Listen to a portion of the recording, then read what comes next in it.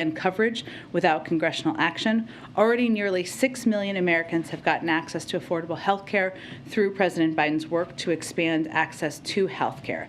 And with congressional action, we could build on the monumental progress we've made to date to expand coverage and cut costs for Americans by making the health care component in the American Rescue Plan permanent. And of course, the 12 states that have not expanded Medicaid could certainly choose to do that as well. With that, let me just note too, all of you know Angela. But for those of you who don't know Angela, she is one of our press assistants. She went to Georgetown. I did not get into Georgetown. So she's very smart, obviously. She's also the funniest person on the team. And she's amazing and incredible. And I just wanted to call her out today, too. You all know Vedant. I've already done this. I've done this around Vedant. Okay. So cheers for Angela for everything she does. Okay, Zeke, sorry to get you off track there. Go ahead. Jen,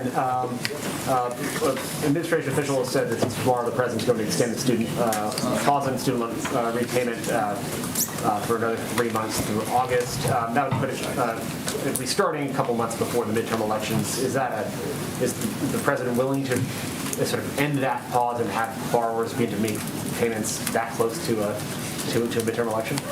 Well, to not get too ahead to where you are at this point in time, it expires in May.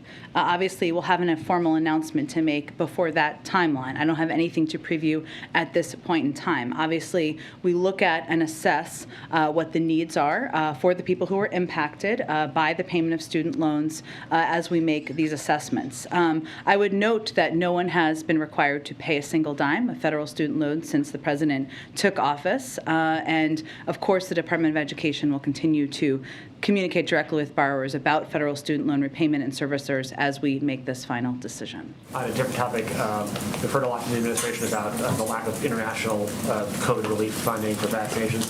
Does the president believe that without this money, he can meet his pledges to the world in terms of global vaccine sharing?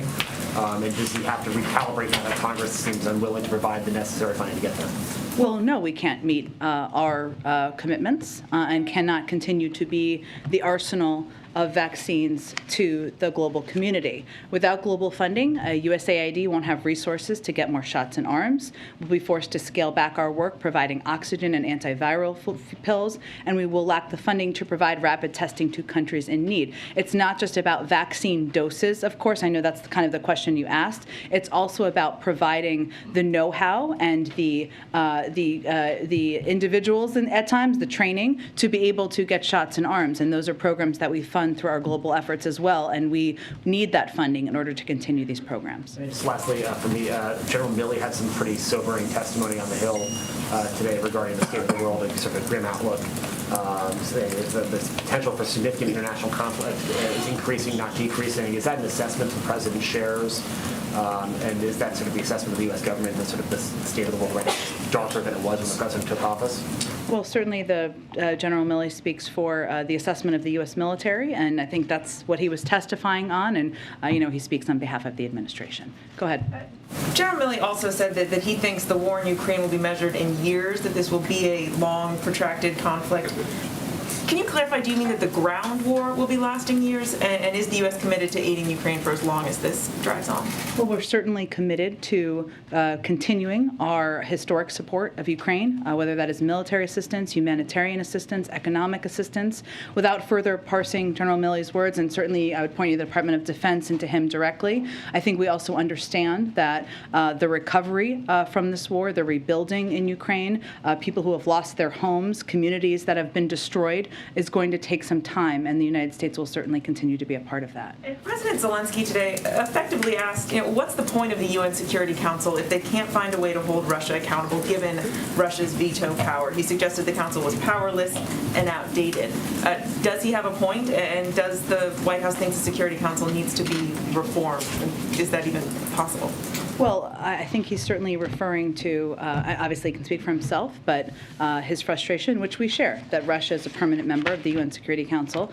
We don't see that changing. And so what our objective is at this point in time is on a couple of fronts. One is to continue to provide a range of security assistance to Ukraine, directly to Ukraine, to the military that is serving boldly and bravely on their behalf. I can provide you a little bit of an update on that in addition to the deliveries of the $200 million package announced on March 12th, which are almost complete, deliveries of the $800 million package that the President announced on March 16th are actively occurring, and obviously the Department of Defense has also announced a range of equipment that is being provided. I'd also note that there are a range of mechanisms as it relates to accountability, and that relates to the President's strong statements about his view and belief that Russia and President Putin are guilty of war crimes and obviously the atrocities that have taken place. And they are not necessarily through the UN mechanisms. And there are obviously challenges to that given Russia is a permanent member. But there are ample examples in the past of other international bodies, and we will continue to support those efforts as well. I just want more. The sanctions that are coming tomorrow being announced by the U.S. and European partners are expected to in part target Russian government officials and their family members. Is this also expected to include Putin's daughters? I don't have more specifics to detail or preview for you at this point in time. It is expected, or you can expect, I should say, as many of you have reported, that they will target Russian government officials, their family members, Russian-owned financial institutions, also state-owned enterprises. It's a part of the continuation of our efforts to put consequences in place, hold Russian officials accountable. And again, those announcements will be made tomorrow. Go ahead. Thanks, Jen. Secretary of State Blinken earlier today said that the killings in Bucha are not a random act by a rogue unit, but that it is a deliberate campaign by Russia to commit these atrocities. But he did not offer any evidence the U.S. has to back up this claim. I'm wondering if the White House can share any evidence to that effect. Well, I think what the Secretary was referring to is the fact that we have predicted and laid out very clearly the intention of President Putin and the Russian military to commit atrocities. That's what they have done. We have seen with our own eyes what they have done.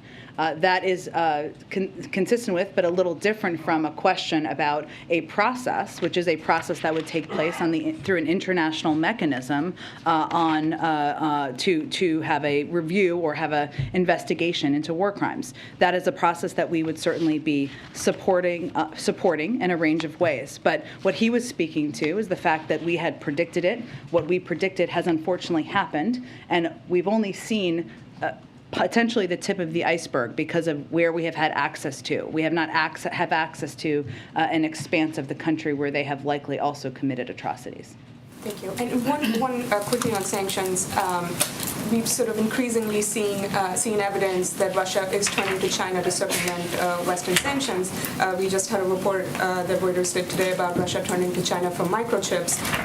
They have a payment card that they have now issued in conjunction with China's Union Pay, which is an alternative payment system, as you're aware.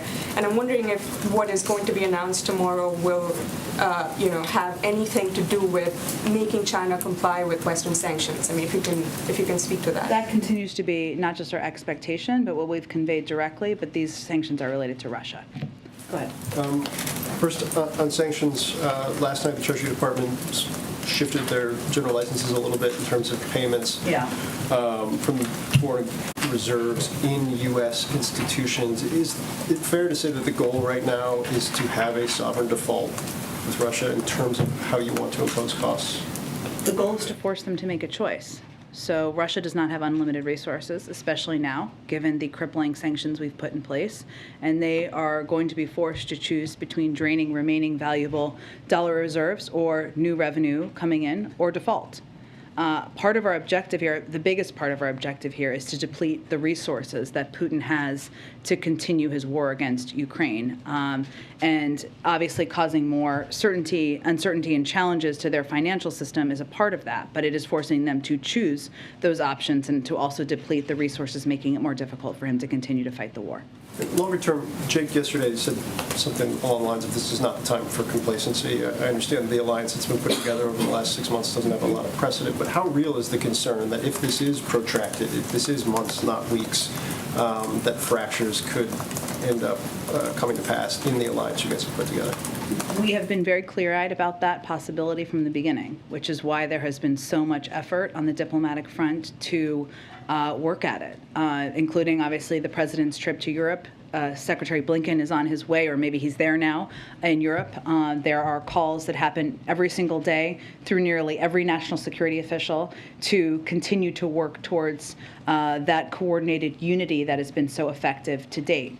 It is also true, though, that unity does not mean identical. And as we're looking at the consequences people are putting in place, the actions they're taking, our expectation is not that it is identical. It is just our effort to do everything we can to make sure it's coordinated and as unified as it possibly can be. And then last one real quick. I think you addressed it yesterday, so I apologize. But when you talk about the bridge from the SPR perspective, is it a bridge to, you believe the domestic industry will be able to fill that gap within the next 6 months, or is it a bridge to domestic plus Canada plus the Middle East? How are you guys seeing what that is a bridge to in terms of production?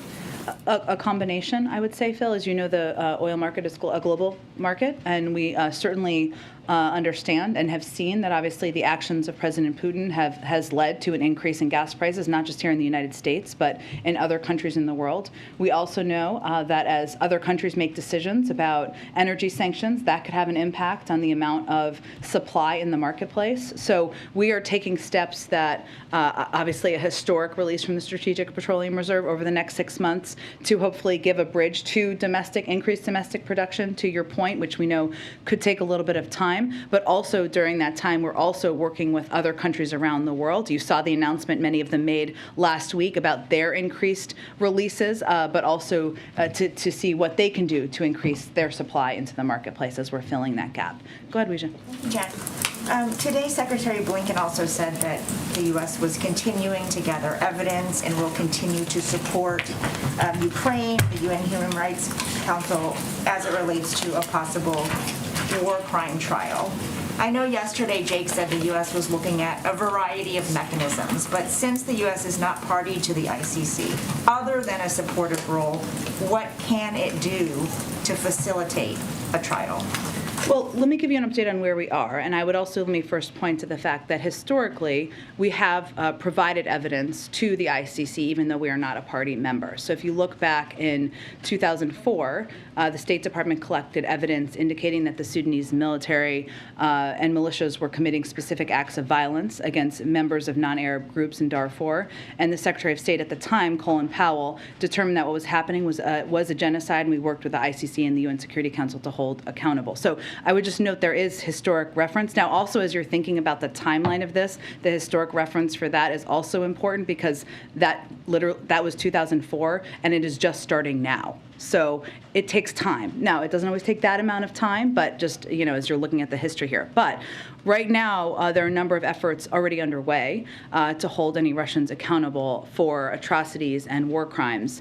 Over the past few weeks, we established investigations through the UN Human Rights Council and the OSCE of possible violations by Russia. We're also supporting the work of the War Crimes Unit under the Office of the Ukrainian Prosecutor General and a team of international prosecutors who are working with them, and also supporting Ukraine's authorities and civil society organizations who are working on the ground to document atrocity crimes for prosecution. And we also welcome the investigation opened by the ICC prosecutor, in particular his focus on preserving evidence of possible atrocity crimes. And as you noted, Jake outlined the specific ways that we can help in those efforts, including through intelligence sources and gathering and sharing that with our partners, including helping Ukrainians and what they're doing on the ground to develop their case. Third is working through international organizations.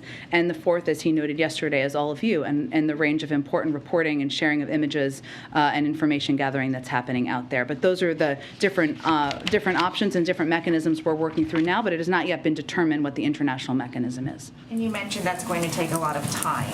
It seems that you've also indicated that every sanctions package is not meant to be an on and off switch to stop Putin, that will also take time. Is there anything that can be done to stop Putin now in the immediate? I would say first on sanctions, we have a couple of objectives. One of them is to put consequences in place, put a marker down and make very clear it's absolutely unacceptable, horrific, and there should be consequences. The second is to make it more difficult to fund the ongoing war, and that is a very important component. And the question Phil asked earlier about the bond payments and the bond payment that is due is an example of that, and the mechanisms we have through our economic resources to do exactly that. And the third is to make clear and make it evident to President Putin and Russian leadership and the world that he is a pariah and now is and will be held accountable and treated in that way on the global stage. But what we feel is the most effective thing we can do now in addition to that is to continue to provide military assistance, security assistance, equipment on the ground. I would note again the Department of Defense announced a series of additional military pieces of equipment that they had not previously delivered that they were delivering to the ground, and we are focusing that effort on ensuring it is equipment that the Ukrainians are trained on and that they have already been using effectively in this war to fight the Russians. Go ahead. And just to follow up on Leach's question, you guys are adding more sanctions, saying that the sanctions are going to take time to have an impact. How much time do you guys think that these innocent Ukrainians have? Well, I think what's important to note here is sanctions are just one component of the tools that we have at our disposal. What we are doing and we're already seeing effectively happen is the financial system in Russia is near the brink of collapse. I mean, they're projecting 15% inflation, a contraction of 15% in their economy. Private sector businesses are pulling out of the country. It is more and more difficult for President Putin to fund this war every single day. That has an impact. But what we're also doing is providing a historic amount of military and security assistance, which is what they've been using effectively over the last few weeks to fight this war and push back the Russians. But do you guys assess that anything you've done so far has prevented a war crime from happening? Well, Peter, I would say that everything we're doing to date is to support the Ukrainians in this war and in this effort. And that is something the president's proud of, we are proud of, including rallying and leading the global community in standing up against Russia. Okay, on another topic, a lot of stories about Hunter Biden surfacing this week. So to ensure the independence of the investigation, would the president support the appointment of a special counsel? Well, first, the president has never had a conversation with the Department of Justice about any investigations into any member of his family. He said that during the campaign, and he will continue to abide by that. So I'd point you to the Department of Justice for any additional steps they would take. They would make those decisions independently. Is there any concern that they're not going to be necessarily seen as being able to make the decisions independently if the White House Chief of Staff is out saying that the president is confident his son did not break the law? Well, that's something the president has said, and certainly we would echo. But in the same answer to that question, Peter, during an interview this week on ABC, Ron Klain also said the Justice Department is independent and they will make their own decisions. And the president has said that he never spoke to his son about his overseas business dealings. Is that still the case? Yes. Go ahead. So tomorrow the White House is going to announce new sanctions. The administration will new sanctions on Russia in some form. Should we view those sanctions as a response to Bucha, or how should we view those when they're announced? Well, unfortunately, the photos, the horrific photos we've seen from Bucha are not the first violation of war crimes or atrocities that we've seen take place on the ground. So in part, yes, but they have been in the works and part of our process of putting in place consequences. Which is to say there may be more. Should we anticipate more in terms of reaction to Bucha? This wouldn't be it in isolation. Correct. We are continuing to assess and make decisions about additional consequences and steps we can put in place. So given these awful videos and pictures we're seeing of the atrocities that took place in Bucha right now, is the U.S. policy still one of no regime change in Russia? And if so, why should someone like Vladimir Putin be viewed by the U.S. as someone who should be allowed to stay in power? Well, I think our policy is no, we are not calling for regime change, and that has not been our policy and continues not to be our policy. But again, Peter, our view is that he is a war criminal, and he is somebody who should be looked at by the international system who evaluates war crimes. I guess the question people say, then why not? If he's a war criminal, why should he be allowed to stay in power?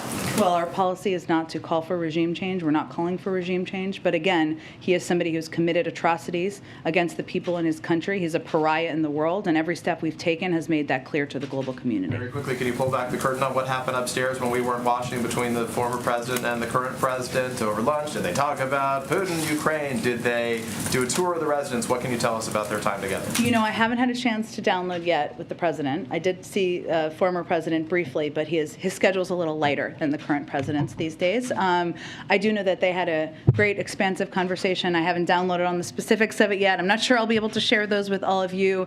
They did go take a look at the Oval Office and take a walk around, and I know they enjoyed spending time together.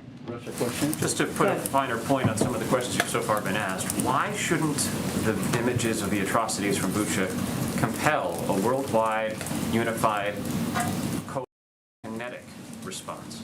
You mean a military war? Tell me more about what you mean. Sure, a military response led by the United States and the international partners. As in bringing military troops on the ground from the United States and NATO. Well, the president has described outrageous things. You've called them atrocities. You've said perhaps we should brace ourselves for worse. Why not? I think what the president's objective is and his responsibility is to make decisions that are in the interest of the United States and the national security of the United States and the American people. And that is not to go to war with Russia. It is to do everything in our power to hold them accountable, to support efforts through international systems to do exactly that, and to provide military assistance, security assistance, and support to the Ukrainian people and the Ukrainian government. That's exactly what we're doing. But it is not in our interests or in the interest of the American people for us to be in a war with Russia. Go ahead. To follow up on Phil's question on the Russian sovereign debt, does the White House have any sense of timing on when Russia might default? I don't have an assessment of that. I will be looking forward to reading Bloomberg's assessment of that, but I don't have an assessment of that from here. It depends in part on what decisions they make. On what decisions Russia make? Okay. And then on the Federal Reserve search, Yeah. is the White House still searching for a nominee to replace Sarah Bloom Raskin? And when are you expecting to make an announcement on that nomination? My understanding of the process is it's ongoing. I don't have an update on the timeline of when that would be concluded. Sure, go ahead. Question on sanctions, the Sure. new ones that you're going to announce Yeah. this week. Is there anything you can tell us about them? And just to follow up, if China and Brazil and India and the Middle East are not participating, how effective can they be?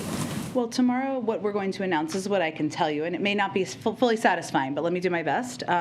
In coordination with the G7 and the EU, an additional sweeping package of sanctions measures that will impose costs on Russia, send it further down the road of economic, financial, and technological isolation.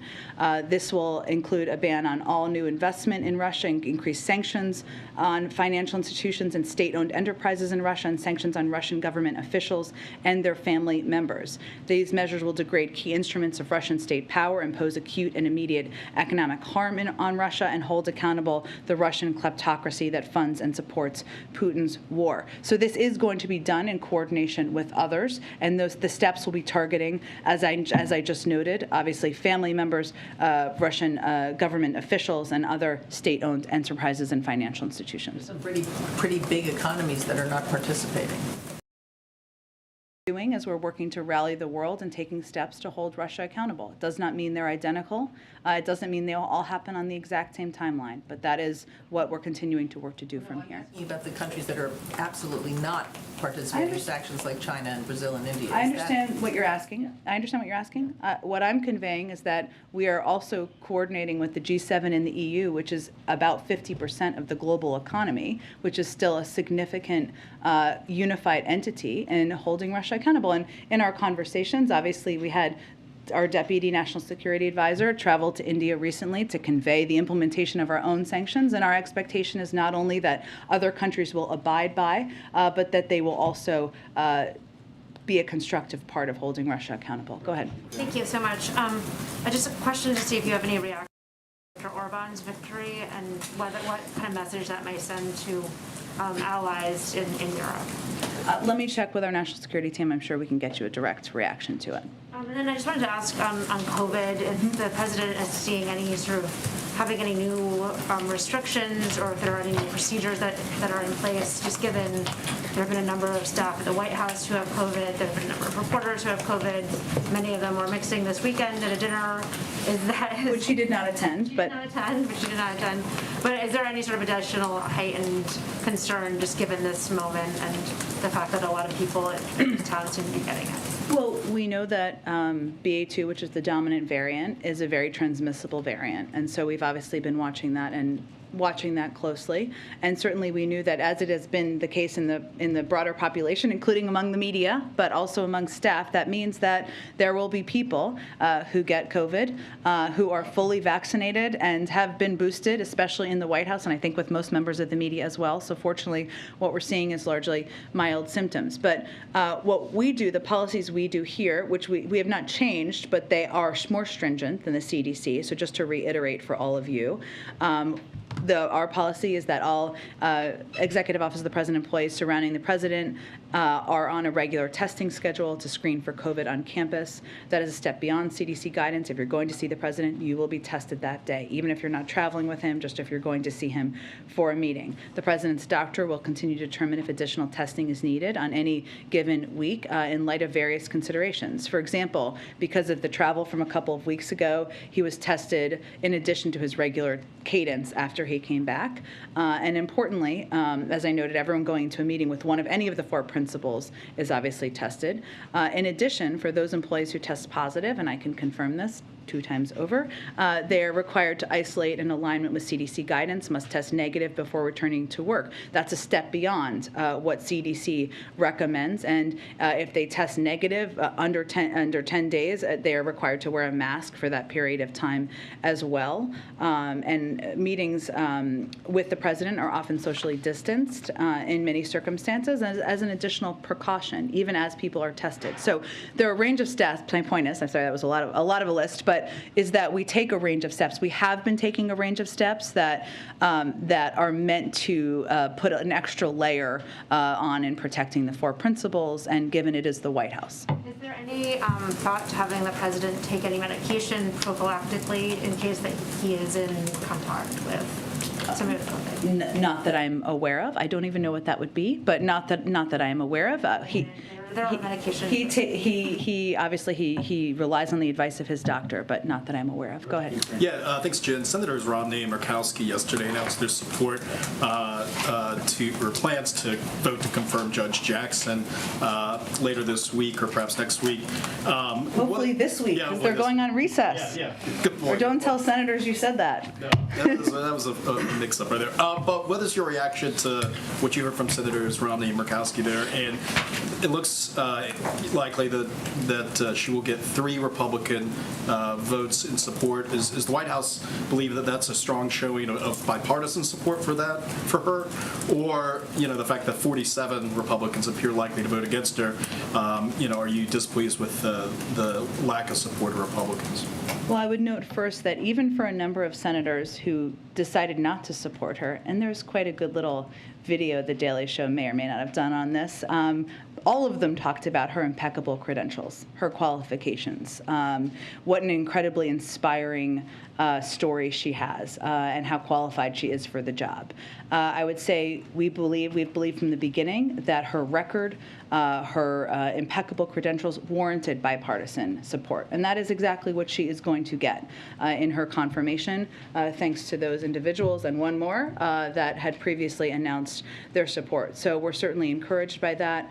We're looking forward to seeing her confirmed and, of course, celebrating her confirmation to the Supreme Court. Go ahead. Thanks, Jen. The CDC director announced that she's going to be doing a review of the agency and revamp after they see what has worked and what hasn't worked. Is there something specific that the CDC has been doing wrong, or some area where it's been falling short that's prompted this need to have such an intense review right now? Sure. Well, let me first say this is a CDC-driven decision, and they'd have more specifics. But what I would say is that if you look back to the last year plus, never in its 75-year history has the CDC had to make decisions so quickly based on limited real-time and evolving science. And yesterday what the CDC director did is rightfully announce plans to initiate a review of the agency with the objective of strengthening, transforming, and modernizing CDC systems and processes around developing and deploying its science. I mean, look at what they've done over the last year. Does it mean everything has been perfect? They would say no. You have to look at how it's done, assess that, and take a look at how you're going to improve things, anything you need to moving forward. It's not uncommon for a CDC director to take a careful look at the agency and assess if it's positioned to meet current public health needs and recommend improvements improvements to systems, processes, and structures. And while this is something that is being done independent of the White House, we certainly support all government working to improve systems and make things better. Independent, and you said it was a CDC-driven decision, so this call for the review did not come from the White House? No, it was CDC-driven, and one, and certainly one we support, but the process will be led by the CDC. Go ahead. Jen, Senate Republicans are calling for an amendment on Title 42 to be attached to the COVID relief funding bill. I just wanted to get the White House reaction to that, but then also what kind of effects are you guys worried about if this funding measure gets delayed or doesn't pass? Well, I think my colleague, I don't know, he seems senior to me, Jeff Zients said this. What he said in response to this question is that decisions on Title 42 should remain independent of the urgently needed funding for COVID aid. I mean, this is a decision made by the CDC. It's a public health decision. It's not one that should be wrapped up, of course, in politics. And the decisions made by the CDC is where it should belong as it relates to Title 42. I would note on your earlier question, the impact of not getting this aid would be significant. Right now, these additional resources are urgently needed for our domestic response, including, just to give you a sense of some examples of how it would be used, booster shots for the general population, monoclonal antibodies and Evusheld for the immunocompromised, maintaining our testing capacity. These are all components that are vital to our continued fight against the pandemic. And these are efforts that shouldn't be political. They shouldn't be controversial. We're all, certainly COVID-19 doesn't look at your party affiliation before it decides to inflict you with the virus. And so they're vital. We need this funding, and we'll have to stop, as I've noted in here before, a number of these important programs if we don't get the funding. Go ahead. Thank you, Jim.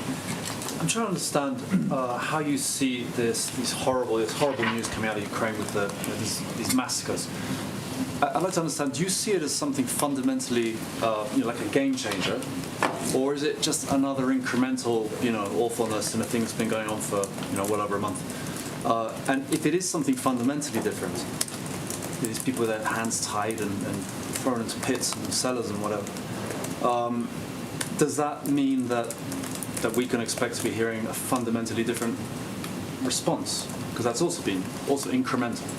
Well, I would say first that there's nothing normal, there's nothing acceptable, there's nothing that shouldn't shake people to their core about the photos they're seeing of what is happening on the ground, or what has happened, I should say, on the ground.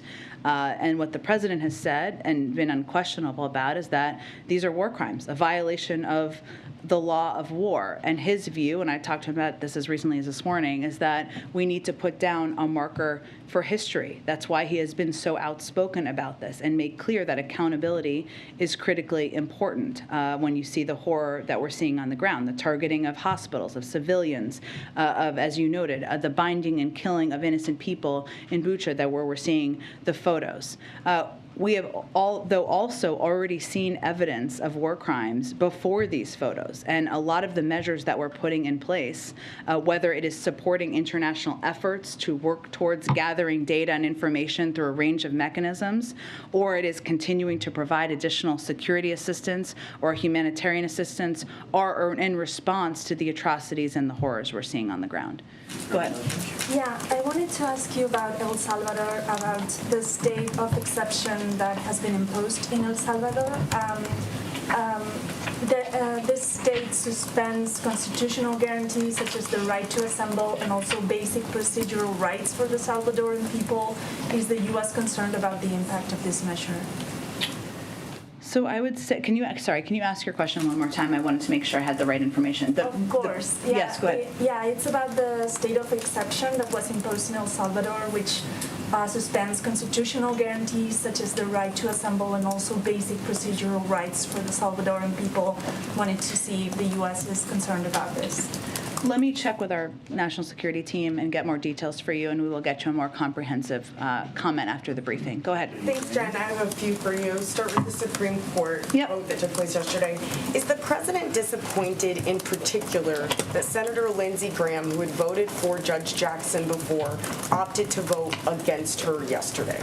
The president is looking forward to Judge Jackson getting confirmed, and I would say, as I said, echo what I said yesterday, which is this is a question best posed to Senator Lindsey Graham. What exactly has changed since he voted to support her just recently, relatively recently? She has the exact same credentials, exact same qualifications. So no, I wouldn't say the president's spending a lot of time thinking about it, but I would say it's a good question to pose to Senator Graham. Topic. I won't get into all of the president's polling, but I did want to ask you if you see the expected confirmation of Judge Jackson as a turning point in his presidency.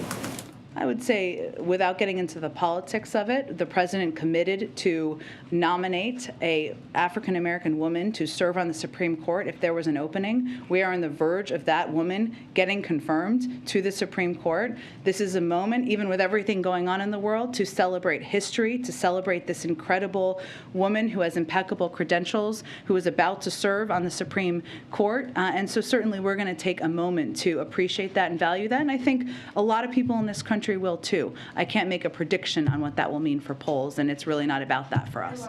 Jen, President Obama, former President Obama, did seem to get into the politics of it today when he was talking about his own re-election battle and seemed to be delivering somewhat of a pep talk for Democrats facing potentially tough re-election battles in the midterms this year. Is that a message that the White House wanted him to come here and deliver today? Well, having worked for the former president for some time and the newer president for some time as well, here's what I heard him talking about. The fact that in Washington, when you're pushing for getting the right thing done, and he was talking about the Affordable Care Act, it means sometimes overcoming skepticism, Republican obstruction, even division within your own party, political challenges, countless headlines saying your agenda is dead, and still fighting to get it done. Sounds pretty similar to what we're working on today. That's not about the midterms. That's about why you're in government and making government work for people, and why it's important to continue to do, even when everybody says it's not possible. And that was the message I think he was delivering today. Go ahead. Thank you, Jen. I have two questions on Ukraine. Prime Minister Justin Trudeau said last week that he does not want President Putin to attend the G20 meetings, and he has reached out to Indonesian President Joko Widodo, who is the host of this year's meetings.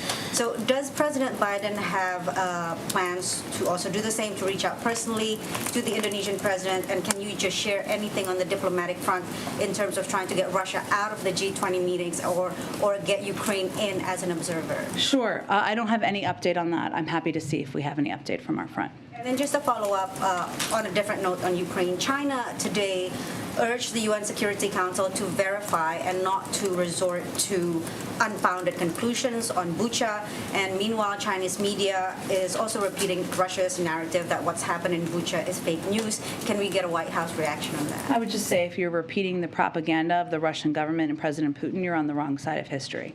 Thank you, Jen. Last week, a senior Treasury official briefed that the sanctions on Russia were originally intended to deter, but now the point of the sanctions is intended to debilitate and impair the war effort. Can you elaborate any change in messaging around the sanctions and their intended purpose and how that's changed? Sure. Well, look, I think the way we always saw it from the beginning is that the threat of sanctions, your hope is that there is a deterrence effect. That has been played out in history, that there has been a deterrence effect at times. That is not a sure thing or 100%. But if it reduces or if it makes a leader potentially think about what horrific actions they're going to take, then they're worth that threat of sanctions. Never has it been the case that the putting sanctions in place is effective deterrent. The threat of them has been an effective deterrent. Obviously, the war has commenced, right? And sanctions have always had the purpose of putting in place consequences. So right now, those consequences also include making it very difficult for President Putin to fund the war, which, as you know, includes steps like the step taken by the Department of Treasury yesterday, where they're going to be forced, because they don't have unlimited resources, to make choices about how they're going to spend the resources they have. How do you describe these latest rounds of sanctions? Because the administration was very clear in the beginning that if the invasion happened, that it would bring forth everything but the kitchen sink. So the sanctions that we're seeing rolled out now, how would you describe them? Are they simply incremental at this point? Well, they've all been building on each other. The Russian economy is on the brink of collapse. The inflation is skyrocketing at 15%. The detraction or the constriction of the economy there is also projecting to decrease by 15%. Private sector businesses are not investing in Russia, and the President Putin is a pariah. This has all been the result of a coordinated global effort to put in place economic and financial consequences that are having a incredible effect. In addition, we have made it much more difficult because of export controls and other limitations on the type of materials that President Putin and the Russians can purchase to build the technological systems and capacities to fight wars in addition to funding wars. And those are all components that have been the result of the efforts to date. Go ahead. And I wanted to ask about your long COVID announcement earlier today. The criticism that's come from lawmakers has been that it's going to take a long time to collect data and studies on long COVID. Can you talk about how this memo helps people that are living with that now? I think this is an effort to acknowledge that this is something that many people in this country are suffering from and dealing with. And unfortunately, science moves at the pace of science, and it is acknowledgement of that and a commitment by the U.S. government to take steps to look at it more closely and see what more we can do to help address it and help people who have been suffering. Go ahead. I also wanted to ask about refugees. I had asked yesterday about the 100,000 number. You were talking about how the administration's response has been geared toward refugees staying in nearby countries. Can you talk about, though, how you got to that 100,000 number? Does that have anything to do with the capacity of the U.S. government to take in people that are... It's not exactly what I said yesterday, but what I said was there is an ongoing policy process that hopefully will be concluded soon, and we'll have more to share with all of you soon about the prioritization and how the process will work for these Ukrainian refugees who will be eligible. In terms of the number, this is an effort by the President and the United States to welcome through an expedited process and a different process that we'll have more details on soon, Ukrainian refugees into the United States, even as we know factually that the vast majority of them will want to and have expressed an interest in staying in countries nearby. So it is just an effort to make clear our willingness and openness to doing that. Go ahead. Thanks, Jen. Can you guys give us a sense of how President Biden will mark Judge Jackson's confirmation later this week? I expect we'll have more details in the coming 24 to 48 hours on that, but I don't have anything to preview at this point in time. There's momentum in the European Union to ban all natural gas coming from Europe. They're not taking that step, but there's momentum. The European Commission is changing regulations to accelerate approvals for their natural gas infrastructure. In the announcement in Brussels, the U.S. said they're going to keep the regulatory framework. So how is the U.S. going to continually support enough natural gas should Europe cut off the Russian flow in order to long-term to help our European neighbors? Well, there are steps we've already taken in preparation that we will build on, and we will continue to explore ways to ensure that European countries are not as reliant as they have been on Russia for natural gas and for a range of energy resources. One of the steps we've taken successfully, which we will continue to build on, is to tap into countries in Asia who have excess LNG capacity to provide that to Europe. That is something we've already done to date, and we will continue to explore. We've been working on this for months in anticipation of a potential shortage or potential needs in Europe. How about infrastructure projects in the U.S., though, to help expand them, facilitate them, go forward? Tell me more about what you mean exactly. Well, I mean, Senator Capito. To increase capacity, LNG capacity? Yes. I can check with our team and see if there's anything to preview on that anymore. Go ahead, George. Yeah, there was a recent poll that showed more people think jobs were lost in the last year than think jobs were gained. Why is that, and is there anything that you can do to change that perception? Well, I saw that poll, or saw that data. What I can tell you, what we can do from here is share the facts. And I know all of you are working to share facts as well, even as you ask us tough questions and hold us accountable and to account as well.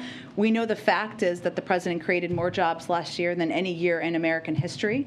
That is a very simple fact that I probably cannot say enough from here, and our allies and partners cannot say enough out there in the country. And we will just have to continue to work at it. Why is the the belief out there, though? I can't make a clear assessment of that, George. I know that obviously people across the country, we know, and we see this in data and polling, are still feeling the impact of COVID. Their lives are not entirely back to normal. They're seeing some, restrictions to their daily living, which is frustrating. Obviously, the impact of the cost of items, whether it's the price of gas, that has a range of factors that have led to it, specifically the invasion of Ukraine most recently. Those impact how people feel. We see that in consumer confidence. So I can't assess what is in the brain of every American, but I can tell you what the facts are and tell you that we also recognize that there are areas, including bringing down costs, we'll continue to work at it. Ebony, go ahead. Thank you. Two quick questions. One, the president's talking about Congress passing more money for COVID relief, but what's the president's reaction to more cities taking COVID relief money and putting it towards policing in excessive amounts, specifically even like in DeKalb County where $500,000 was spent on aerial drones? I mean, is the president thinking that's a bit of an abuse of funds? Is he okay with that kind of spending? I haven't seen that report. I'd have to look into that specifically more. I mean, there's state and local funding that has gone out through the American Rescue Plan where there is flexibility in there, including to support state and local governments. I don't know if that is what it is being used for, but I'm happy to check into the more specific reports. Yep. My last question. I wanted to ask this a couple of weeks ago, but I wanted to go back to Haiti very quickly to get the president's response. Patrol agents that were seen whipping Haitian migrants were not charged and held accountable for actions. Even the president early on talked about how it was outrageous. What's his reaction to that response and to those who saw this horrific video go viral and then at the end of the day, nothing happens, there's no accountability? Well, there was an investigation by the Department of Homeland Security, so I'd have you point you to them for any further comment on it. Go ahead. Thank you.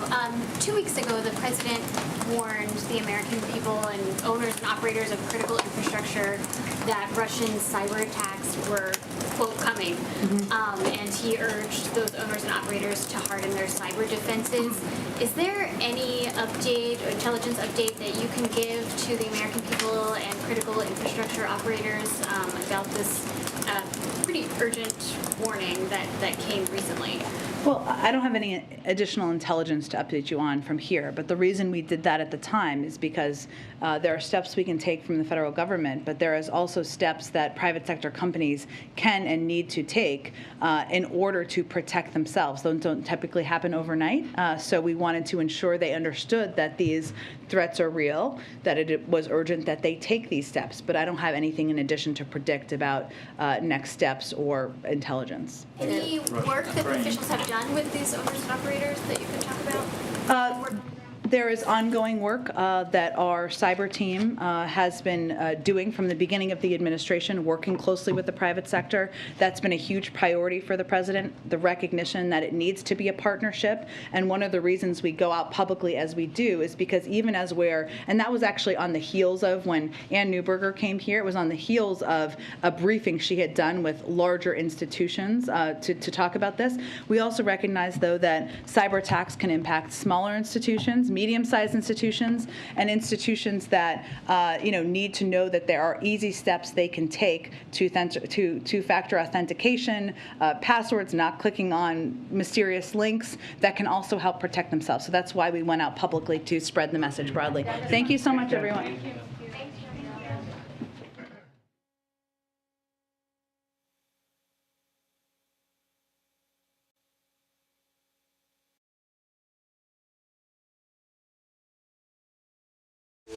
An original CBS Reports documentary. Some Republicans are now accusing companies like Twitter and Facebook of targeting conservatives. They've had unchecked power to censor.